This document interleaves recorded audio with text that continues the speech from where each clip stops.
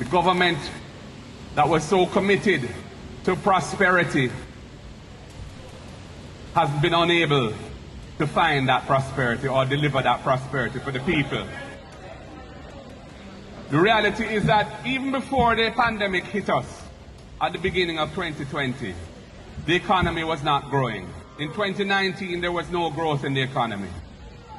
5 in 4 that they had promised back in 2016 was proving to be a complete illusion.